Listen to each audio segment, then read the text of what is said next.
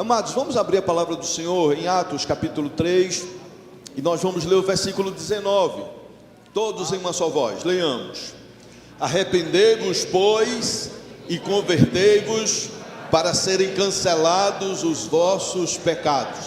Só as irmãs, por gentileza. Arrependei-vos, pois, e convertei-vos, para serem cancelados os vossos pecados. Só os homens. Arrependei-vos, pois, e convertei-vos, para serem cancelados os vossos pecados. Toda a igreja.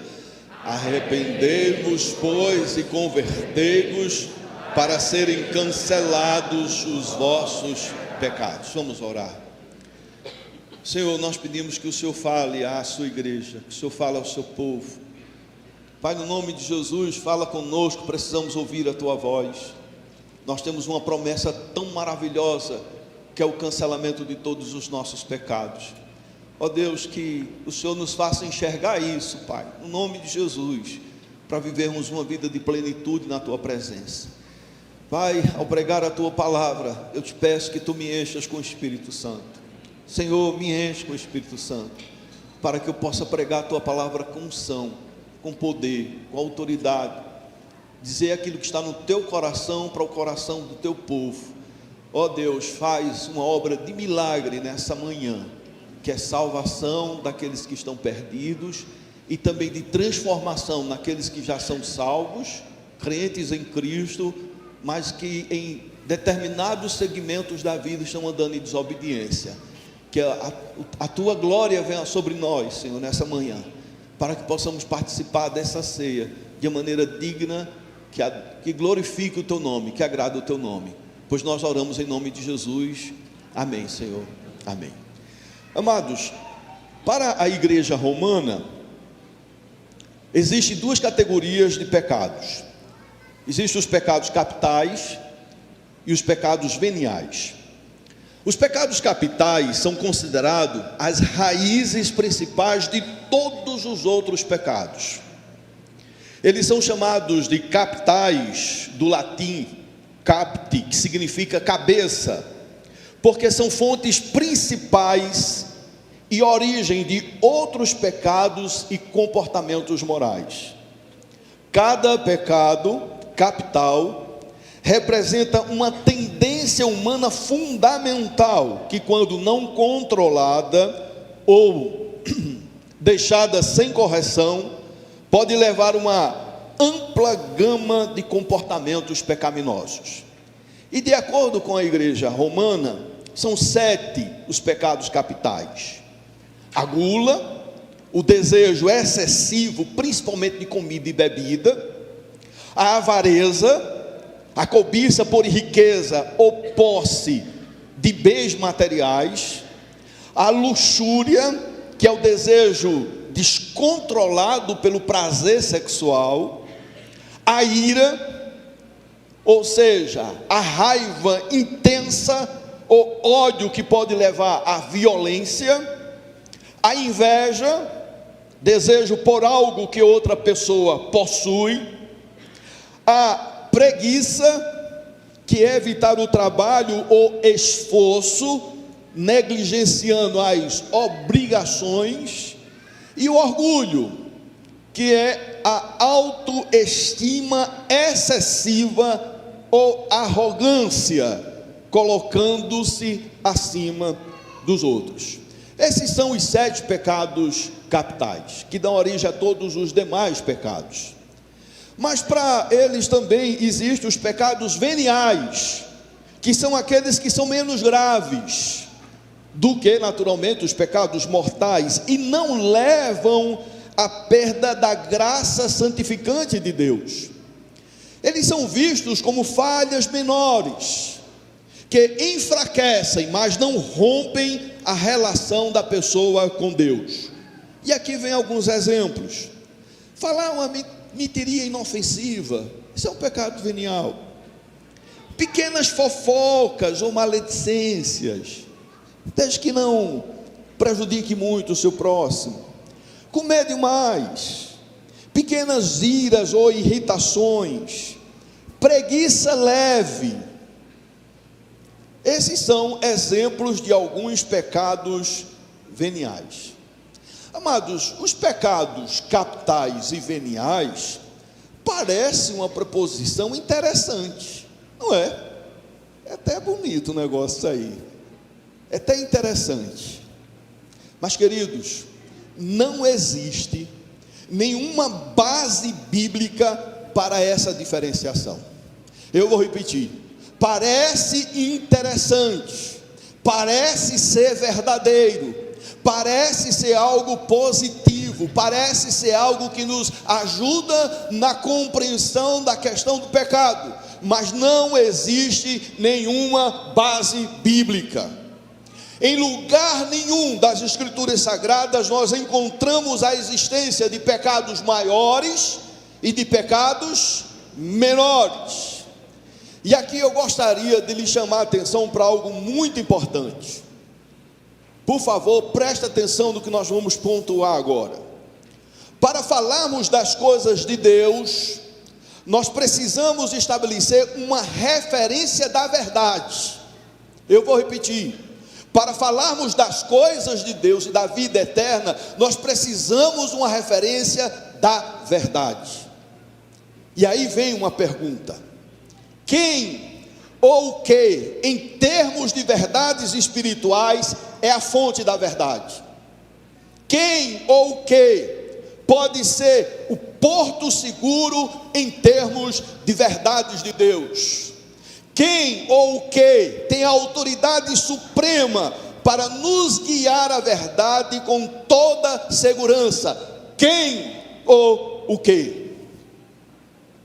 Para a igreja romana, 3 são as fontes da verdade: a Sagrada Escritura, a tradição sagrada e o magistério da igreja.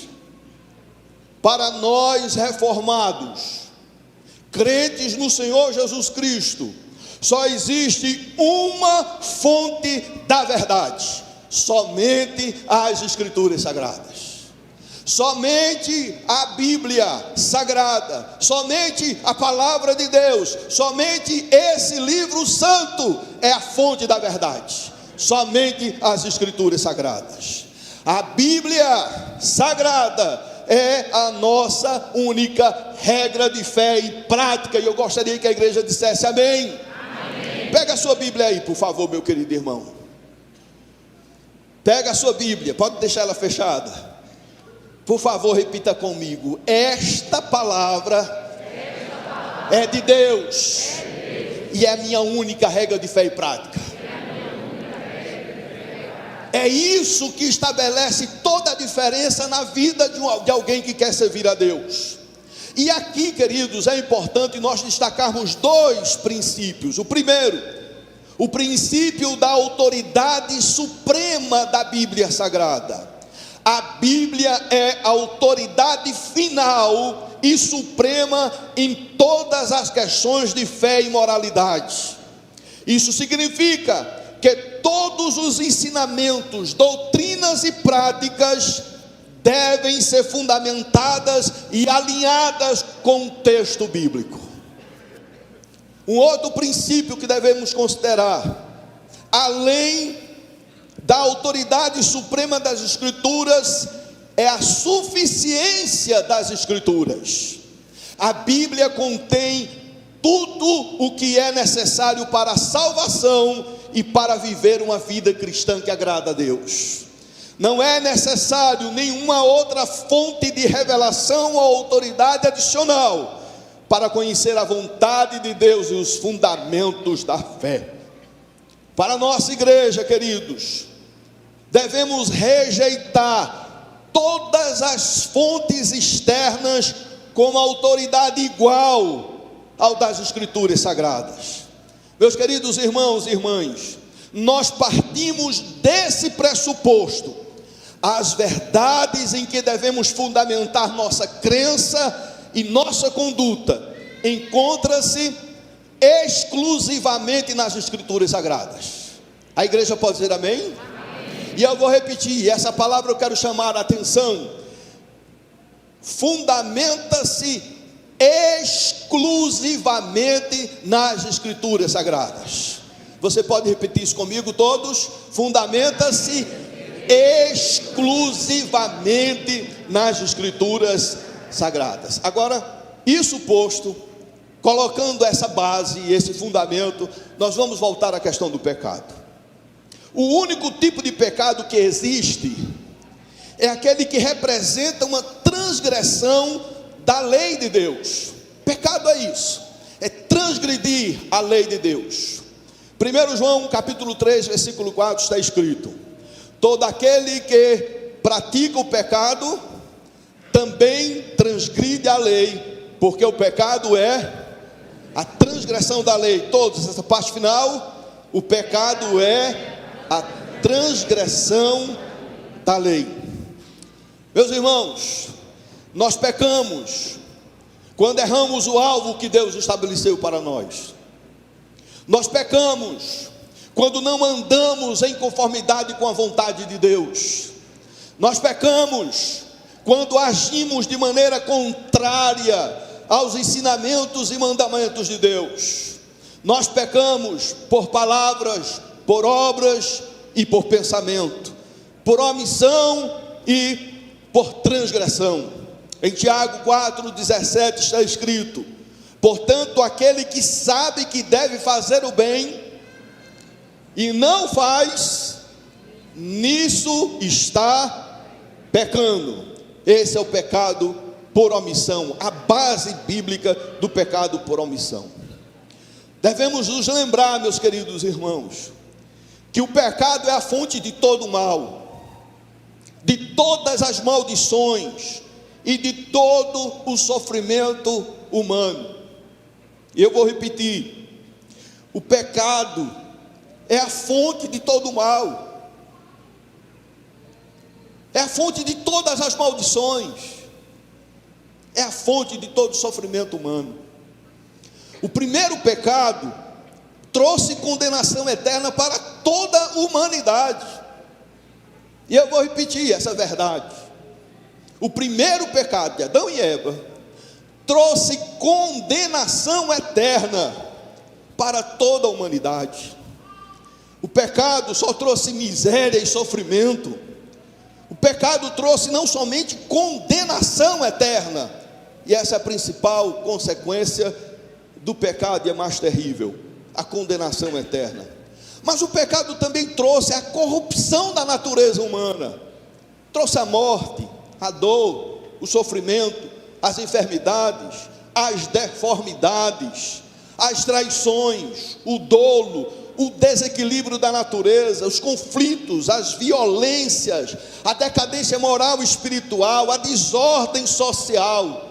Trouxe o medo, trouxe a ansiedade, trouxe a vergonha e a culpa. O pecado trouxe morte e escravidão. Em João capítulo 8, versículo 34 está escrito: replicou-lhe Jesus: em verdade vos digo, todo o que comete pecado é escravo do pecado. Vamos ler todos a parte final. Todo o que comete pecado é escravo do pecado. E agora, queridos, fazemos uma das mais importantes perguntas da existência humana: qual então a solução para o pecado? Qual a cura para esse grande mal? O que fazer para se livrar do pecado? Atos 3,19, nós encontramos a resposta. Todos juntos: arrependei-vos e convertei-vos, pois, para serem cancelados os vossos pecados. Meus amados irmãos e irmãs, esse texto nos traz uma verdade extraordinária: os nossos pecados podem ser cancelados. Os nossos pecados podem ser todos os nossos pecados podem ser cancelados. Meus amados, esse cancelamento se assemelha a um ato de apagar o que se escrever à mão. Vou repetir. Esse cancelamento se assemelha a um ato de apagar o que foi escrito à mão. Todos os registros dos nossos pecados podem ser apagados. Todos os registros dos nossos pecados podem ser eliminados. Todos os registros dos nossos pecados têm a possibilidade de serem completamente apagados. Louvado seja Deus por isso. E eu quero lhe convidar agora para Apocalipse 20, 12, para nós vermos uma realidade contundente, forte, séria. Apocalipse 20, 12, leamos todos juntos. Vi também os mortos, os grandes e os pequenos, postos em pé diante do trono. Veja só, nós temos aqui toda a representatividade humana, todas as pessoas ali, grandes e pequenos, pobres, ricos, intelectuais, pessoas iletradas, todos vamos estar ali diante do Senhor, em pé, diante do trono. Aí veja só o que aqui esse versículo diz: então se abriram livros foram abertos. Ainda outro livro, que livro foi aberto? O livro da vida foi aberto. Agora veja a conclusão desse versículo, leamos todos juntos com temor e reverência. E os mortos foram julgados segundo as suas obras, conforme o que se achava escrito nos livros. Haverá um dia em que Deus julgará baseado no que está escrito nos livros. O que nós fazemos fica registrado nos livros. Os nossos pecados são contabilizados no livro de Deus. Todos os nossos pecados. Não há como negar, não há como fugir, não há como dar desculpas, não há como se safar da verdade do que está registrado nos livros de Deus. Mas o texto sagrado nos traz uma verdade maravilhosa. Os nossos pecados podem ser cancelados. Esses pecados escritos nos livros podem ser apagados, porque cancelar significa apagar. Cancelar significa apagar. E como, queridos, os nossos pecados podem ser apagados desses livros que vão depor contra nós no dia do julgamento? O texto de Atos 3,19 nos responde, mais uma vez todos: arrependei-vos e convertei-vos para serem cancelados os vossos pecados. O que fazer para receber o cancelamento, para que esses pecados sejam apagados? A primeira coisa é arrependimento. Qual é a primeira atitude que devemos ter, queridos? Arrependimento. O arrependimento envolve um reconhecimento sincero dos pecados. Arrependimento é reconhecer que nós temos pecado contra a santidade de Deus, reconhecer a existência dos nossos pecados, reconhecer que temos pecado contra Deus. O arrependimento também envolve um sentimento genuíno de tristeza por tê-los cometidos. Tem gente que tem prazer no pecado. Eu pequei, e sente orgulho, sente prazer. Mas o arrependimento consiste em um sentimento genuíno de tristeza e uma decisão firme de se afastar deles. Arrependimento significa reconhecimento, sentimento de tristeza e decisão firme de mudar de caminho e de conduta. O arrependimento envolve os três aspectos da natureza humana: razão, que é o reconhecimento dos pecados; emoção, que é um sentimento; e a volição, que é uma decisão. O arrependimento, queridos, não é um mero sentimento superficial de remorso, é uma transformação profunda do coração e da mente, é uma mudança de direção de como se vive. Essa é a primeira coisa que tem que se fazer: arrependimento. Segunda coisa, o texto diz que é a conversão. Arrependei-vos e convertei-vos. A conversão significa virar-se para Deus, mudar o curso da própria vida. A verdadeira conversão, queridos, guarde isso no seu coração, você que está me ouvindo, tanto agora, nessa igreja e me ouvindo também pelas redes sociais. A verdadeira conversão envolve receber a Jesus Cristo como Salvador e se submeter a Ele como Senhor. Amém, amados? A verdadeira conversão envolve receber a Jesus Cristo como Salvador e se submeter a Ele como Senhor. Um reconhecimento, o recebimento dele como Salvador, mas também uma sujeição, uma submissão a Ele como Senhor. Quando você se arrepende e se converte, guarde isso, todos os seus pecados são cancelados, são apagados dos livros de Deus. Ah, amados, isso aqui é motivo para a gente dar glória a Deus, muita glória a Deus. Quando você se arrepende e se converte, todos os seus pecados são cancelados, ou seja, todos os seus pecados são apagados do livro de Deus. E a minha pergunta é: Jesus já é o seu Salvador e você se submete a Ele como Senhor? Amém? Amém. Então todos os seus pecados já foram apagados dos livros de Deus. Glória a Deus por isso. Veja que alegria nós podemos ter de mais uma vez revermos essa verdade fundamental da palavra de Deus, porque em Cristo Jesus todos os seus pecados, todos eles que estavam registrados nos livros, foram apagados com o sangue do Senhor Jesus, foram cancelados.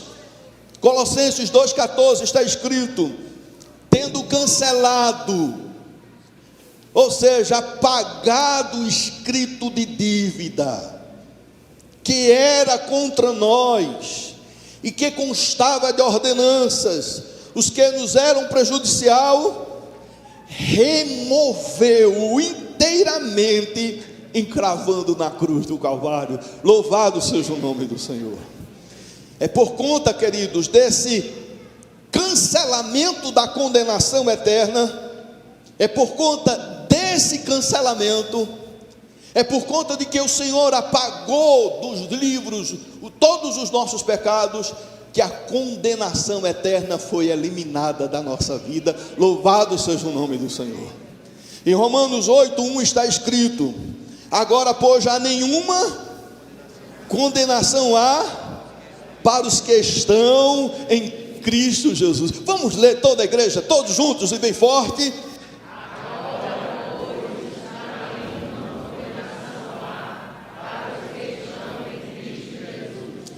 Amém.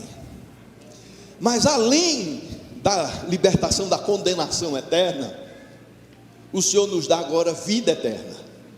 Além de eliminar a condenação, o Senhor nos dá vida eterna. A vida eterna, queridos, consiste em habitar no paraíso celestial, livre de qualquer possibilidade de pecar. Coisa extraordinária. A vida eterna consiste em habitar no paraíso celestial, livre de qualquer possibilidade de pecar. A vida eterna consiste em desfrutar de todas as promessas de Deus em toda a plenitude. E o mais importante, a vida eterna consiste em habitar com Deus por toda a eternidade. Aleluia. Em Apocalipse 21:3, leamos Apocalipse 21:3, diz a palavra do Senhor: então ouvi grande voz vinda do trono dizendo: eis o tabernáculo de Deus com os homens, Deus habitará. Vamos repetir, queridos, todos?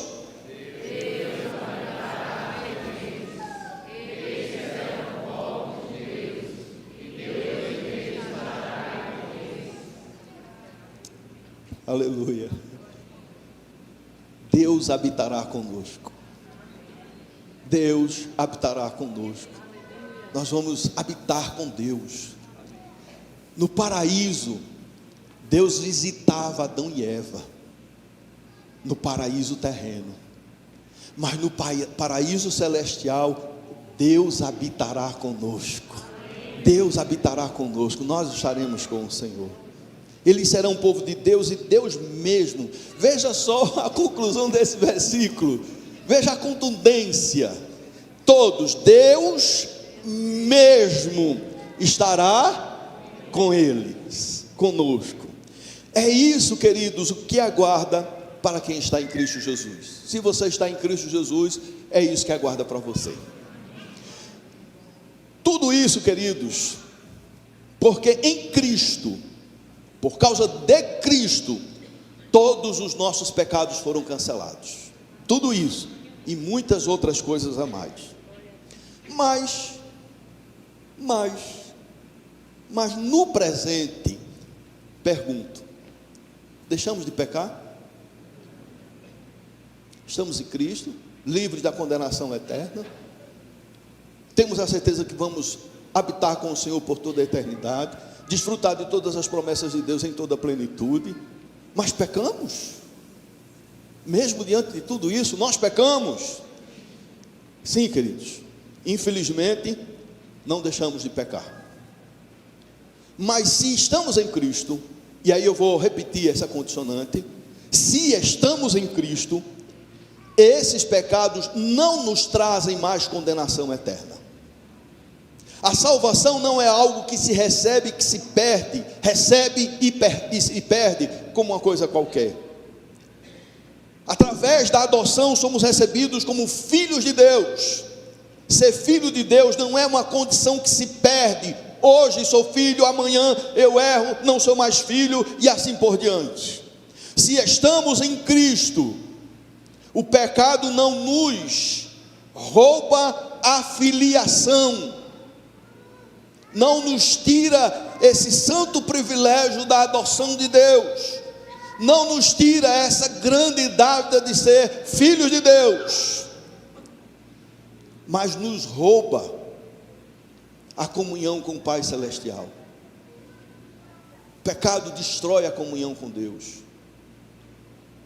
O pecado, queridos, traz desarmonia na nossa relação com Deus. E quando perdemos a comunhão com Deus, quando desobedecemos, nós voltamos a colher dor, sofrimento e maldições. Eu quero dar 2 exemplos, só 2. Primeiro exemplo, Efésios capítulo 6, versículo de 1 a 3. Filhos, obedecei a vossos pais no Senhor, pois isso é justo. É justo os filhos obedecerem os seus pais. É uma questão de justiça diante dos olhos de Deus. Versículo 2, toda a igreja: honra a teu pai e tua mãe, que é o primeiro mandamento com promessa. Versículo 3: para que te vá bem e sejas de longa vida sobre a terra. 2 promessas, quais são elas? Para que te vá bem e sejas de longa vida. Há um detalhe aí no versículo 3 que diz: para que te vá bem. Filhos, para que te vá bem. Às vezes a nossa vida não vai bem, porque não estamos honrando o nosso pai e nossa mãe. Às vezes está faltando direção, está faltando paz, está faltando sentido de vida, porque não está honrando o pai e a mãe. É isso que o texto sagrado diz. Se você quer que a sua vida vá bem, então honre o seu pai e a sua mãe. Há um segundo exemplo, 2 Coríntios capítulo 2, versículo 10 e 11. Todos leamos juntos: a quem perdoais alguma coisa, também eu perdoo, porque de fato que tenho perdoado. Se alguma coisa tenho perdoado, por causa de vós o fiz na presença de Cristo, versículo 11, para que Satanás não alcance vantagem sobre nós, pois não lhe ignoramos os desígnios.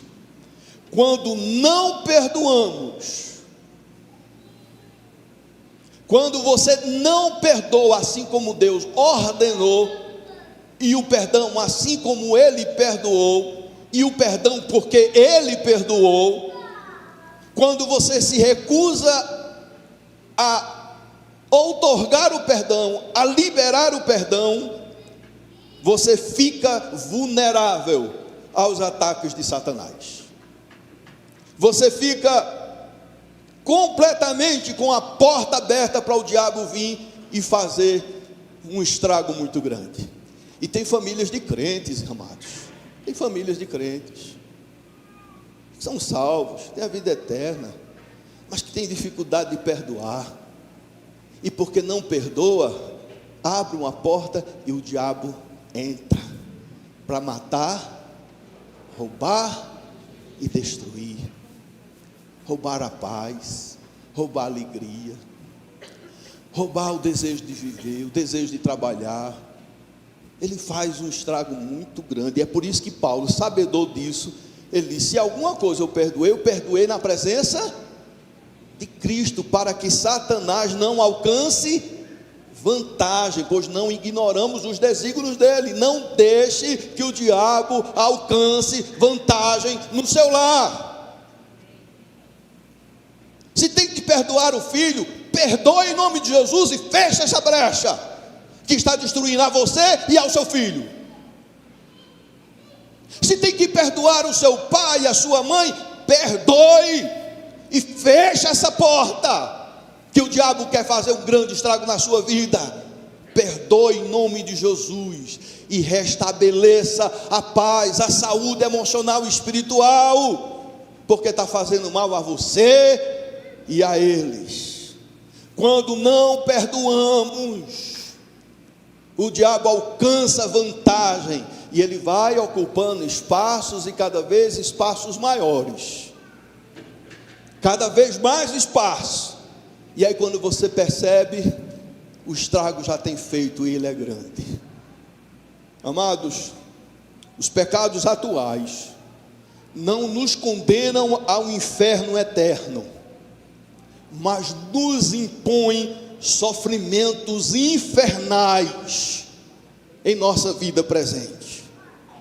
E eu quero lhe convidar a analisar a sua vida agora.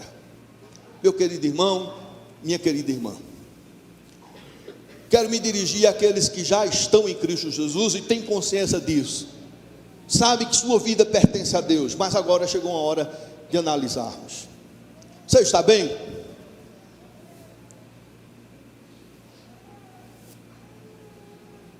Você está bem? Você pode dizer diante de Deus: você está bem? Você tem dormido bem, meu irmão, minha irmã? Tem dormido bem? Tem? Pequenos testes. Você está em paz? Amados, o pecado sempre traz algum mal para a nossa vida. Qual a solução? A equipe de louvor, por gentileza. A solução está em Atos 3,19. Vamos ler todos juntos a solução? Todos? Arrependei-vos, pois, e convertei-vos, para serem cancelados os vossos pecados. Eu estou falando para crente. Eu estou falando para aquele que tem convicção que nasceu de novo. Eu estou falando para aquele que tem a certeza de que nenhuma condenação há mais para você. Arrependa-se e converta-se, para que os seus pecados sejam cancelados. Louvado seja o nome do Senhor. Peça perdão a Deus, meu querido. E nós já vimos que arrependimento é reconhecer o erro, é sentir tristeza por ter cometido esse erro, mas arrependimento também é uma decisão de mudar, Converta-se, mude de direção, mude de atitude. Se submeta ao senhorio de Cristo, como de fato Cristo é o Senhor. Procure agradar a Deus. Não importa se o outro vai entender ou não, vai ser solícito ou não, vai corresponder ao outro. Não importa se o outro vai ter a mesma atitude que você. Espero que tenha. Mas se não tiver, o que importa é a sua consciência diante de Deus, a sua obediência a Deus. E aí o texto diz que através do arrependimento, da conversão, os pecados são cancelados. Tem pecado na sua vida que precisa ser cancelado, precisa ser apagado, porque está escrito lá. Está escrito lá, não mais para condenar. E o resultado, queridos? Atos capítulo 3, versículo 20. Atos 3, 20. Veja o resultado. A fim de que na presença do Senhor venham tempos de refrigério. Vale a pena viver assim? Vale a pena viver assim? O Senhor te promete tempo de refrigério, de alegria, de paz, de quebrantamento, de celebração na presença dEle. Não deixe que o diabo alcance vantagem sobre a sua vida. Você tem tudo para ter uma vida de plenitude na presença do Senhor, de poder louvá-lo com alegria, com celebração, de poder desfrutar do melhor de Deus, porque eu creio que verei a bondade do Senhor na terra dos viventes. Vamos ficar em pé e vamos cantar esse cântico. Maravilhosa graça, amor que não tem fim, tomou o meu lugar,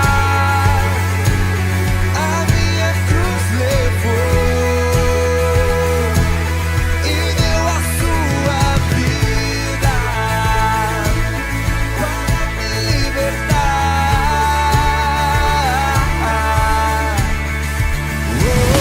Jesus, eu canto pelo que fez por mim.